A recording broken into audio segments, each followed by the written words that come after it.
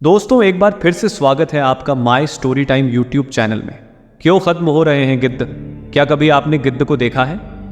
हमें पूरी उम्मीद है आप में से अधिकतर लोगों ने इन्हें नहीं देखा होगा, लेकिन क्या आप जानते हैं, आज से कुछ साल पहले गिद्ध भी कौवों की तरह हर गांव और शहर में पाए जाते थे। सड़क किनारे किसी मरे हुए जानवर को घेरे हुए गिद्धों का झुंड या फिर आसमान में चक्कर लगाने वाले गिद्ध आपको हर जगह देखने को मिलते थे। इनकी तादाद इतनी ज्यादा थी कि कोई इनकी गिनती नहीं कर पाता था। पर दोस्तों, फिर पूरी काया पलट गई और साल 1991 और 92 में देश भर में हुए सर्वे से पता चला कि उस वक्त इनकी तादाद करीब 4 करोड़ थी। लेकिन उसके मात्र 10 साल के अंदर ही इनकी संख्या इतनी तेजी से कम हो गई कि आज यह पूरी तरह से लुप्त होने के कगार पर आ गए हैं। ऐसे में सवाल ये आता है कि हमारे पर्यावरण के लिए इतने फायदेमंद कहे जाने वाले गिद्ध आखिर विलुप्त क्यों हो रहे हैं? इसके पीछे की वजह क्या है? अगर आप भी जानना चाहते हैं तो वीडियो में इसी तरह बने रहिए। लेकिन हाँ, वीडियो शुरू करने से पहले एक छोटी सी रिक्वेस्ट है। वीडियो के नीचे सब्सक्राइब बटन दिख रहा होगा, उस पर क्लिक करके सब्सक्राइब कर लें और साइड में बेल आइकॉन भी दिख रहा होगा, उस पर भी क्लिक कर लें ताकि आपको वीडियो मिले सबसे पहले। दोस्तों, सबसे पहले हम आपको गिद्ध के बारे में बता दें कि ये एक ऐसे पक्षी हैं जो मांसाहारी तो होते हैं, लेकिन ये जल्दी किसी को मारकर नहीं खाते हैं, बल्कि अधिकतर मरे हुए जीवों को ही अपना भोजन बनाते हैं। यानी जो जानवर मर जाते हैं और उनकी बॉडी सड़ जाती है, जिसकी वजह से वातावरण में प्रदूषण फैलता है, उन्हीं जानवरों को ये सड़ने से पहले ही अपना भोजन बना लेते हैं, क्योंकि इनका डाइजेस्टिव सिस्टम इतना ज्यादा स्ट्रांग है कि ये सड़े गले मरे हुए जानवरों तक को बड़े आराम से पचा सकते हैं, जिससे इनका पेट भी भर जाता है और वातावरण में साफ सफाई बनी रहती है। अब गिद्धों के इस जीवन चक्र को देखकर यही लगता है कि इन्हें बनाया ही वातावरण को स्वच्छ रखने के लिए है, क्योंकि अगर सभी जानवर जिंदा जानवरों को खाएंगे तो भला काम कैसे चलेगा।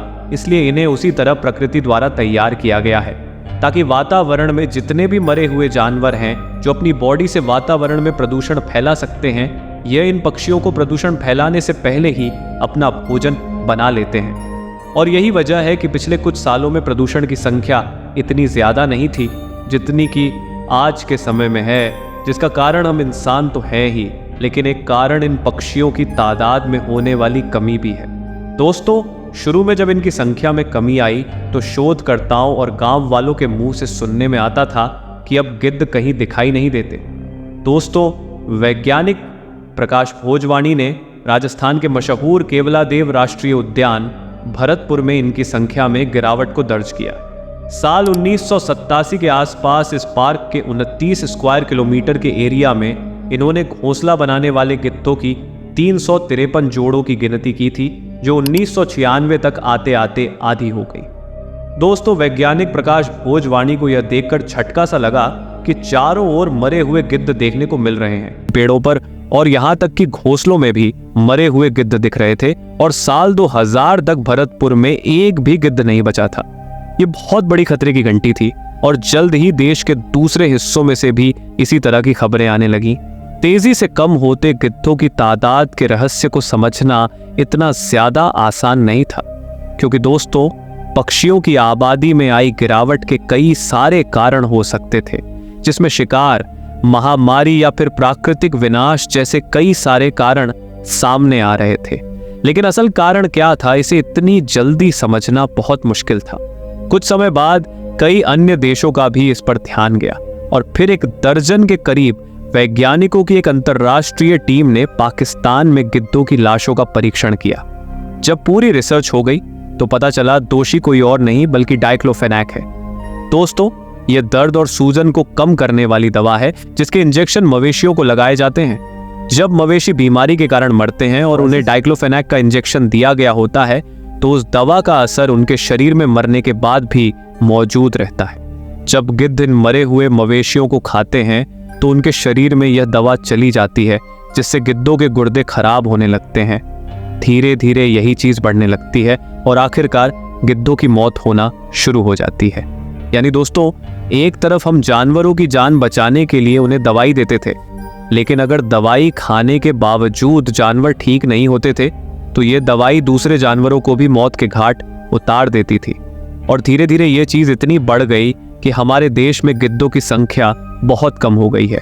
और आज केवल गिनती के ही गिद्ध देखने को मिलते हैं। जैसा कि हम आपको बता चुके हैं, इन्हें प्रकृति का सफाई कर्मी कहा जाता है, जो वातावरण में गंदगी फैलाने वाले मरे हुए जानवरों को ऐसे खा जाते हैं जैसे उनसे ज्यादा स्वादिष्ट भोजन कोई और नहीं हो। इसी तरह ये मरे हुए जानवरों की लाश से बनने वाले बैक्टीरिया आदि को पनपने नहीं देते, क्योंकि अगर मरे हुए जानवर के शरीर से निकलने वाले बैक्टीरिया या दूसरे सूक्ष्म जीव वातावरण में फैलने लगेंगे तो इससे हमें इंसानों को भी नुकसान होगा। लेकिन दोस्तों, गिद्धों के न होने से टीबी, एंथ्रैक्स जैसे रोगों के फैलने की आशंका बढ़ जाती है।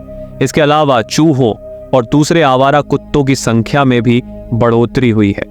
दोस्तों, गिद्धों की तादाद में कमी का असर पारसी समुदाय के एक अहम रिवाज पर भी पड़ा है। पारसी समुदाय अपने मृतकों को प्रकृति को समर्पित कर देते थे, इसलिए वे मरे हुए शरीर को ऊंची जगहों पर पारसी शमशान में छोड़ देते थे, जहां गिद्ध उन्हें खा लेते थे। लेकिन गिद्धों के न होने की वजह से उनकी यह परंपरा लगभग खत्म सी हो गई है। दोस्तों, अभी कुछ ही समय पहले कैम्ब्रिज जर्नल में छपे एक सर्वे के मुताबिक भारतीय गिद्धों की गिरती संख्या में कमी आई है और सफेद पीठ वाले गिद्धों की तादाद फिर से बढ़ने लगी है। हालांकि इसकी दर बहुत ही धीमी है। वल्चर एक्शन प्लान के तहत साल 2006 में भारत में डाइक्लोफेनेक का मवेशियों पर इस्तेमाल करना प्रतिबंधित कर दिया गया है, लेकिन अभी भी ऐसी दवाइयां इस्तेमाल की जा रही हैं जो गिद्धों के लिए काफी जहरीली हैं। जल्द से जल्द इन पर रोक लगाने की जरूरत है, वरना प्रकृति का सफाया करने वाले पक्षी पूरी तरह से विलुप्त हो जाएंगे, जिसमें से और किसी का नुकसान नहीं बल्कि हम इंसानों को नुकसान है। क्योंकि अगर ये पक्षी ना रहे तो वातावरण में प्रदूषण बहुत ही तेजी से फैलेगा, जो कि फैलता हुआ नजर भी आ रहा है। और इसे रोकने के लिए हमें न सिर्फ खुद में सुधार करना है, बल्कि इस तरह की छोटी छोटी चीजों पर ध्यान देना होगा, वरना वो वक्त दूर नहीं जब पूरी पृथ्वी का विनाश हो जाएगा और हम देखते रह जाएंगे। तो दोस्तों, आपका इस पर क्या कहना है, हमें कमेंट करके जरूर बताइए। इसी तरह के वीडियो को लगातार देखने के लिए चैनल को लाइक, शेयर और सब्सक्राइब तो कर ही देना। फिर मिलेंगे नेक्स्ट वीडियो में, तब तक के लिए धन्यवाद।